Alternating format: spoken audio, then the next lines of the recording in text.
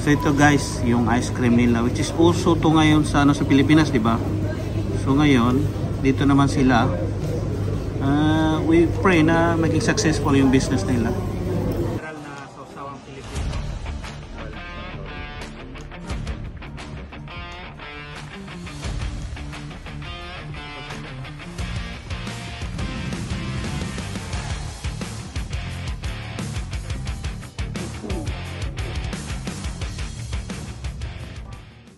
Ayun, nagpakape po si ate. Ito po yun guys, yung location nila.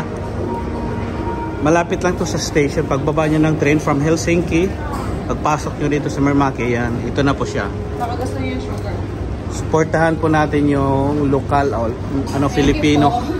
Filipino business natin. Mga Filipino na businessmen. Suportahan po natin, magtulungan po tayo. Salamat sa kape. Nagpakape pa siya. Oh. Thank you. Thank you. Hey mo kuya. Si Devil. Sa YouTube mo? Craving with Doves. Okay. Tatanungin ko muna sa kuya ko. Sino pangalan mo? Madel po. Si Madel. Guys, ito po sila yung isa sa mga successful na Filipino dito. Yung kuya daw niya may negosyo. So ito yung nila, negosyo, Happy Times. And located sila sa Mermaki Mall. So mga Filipino na dito sa Mermaki, malapit, pwede kayong pumunta dito. At mabait po siya, nagbibigay po siya ng senior citizen discount. Anyway, pag Filipino talaga. Kababayan. Kababayan na po siya. Which is proud naman po tayo guys, na of course may Filipino na nakanegosyo. Sa Philcom po kayo, member po kayo ng Philcom? Dati. Okay. Ngayon hindi na. Not much. Pero active pa rin. Okay. Ayun. Yung mga vlog mo kuya, puro food? Yeah, food content. Oh, nice. Kaya yung trabaho ko rin is chef.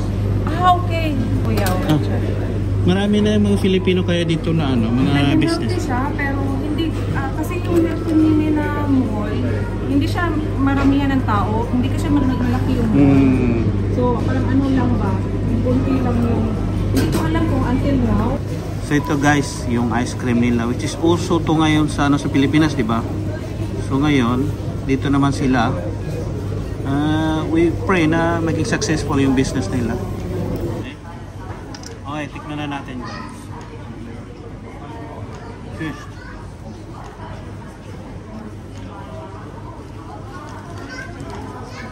Sarap. Milk and mango lang to.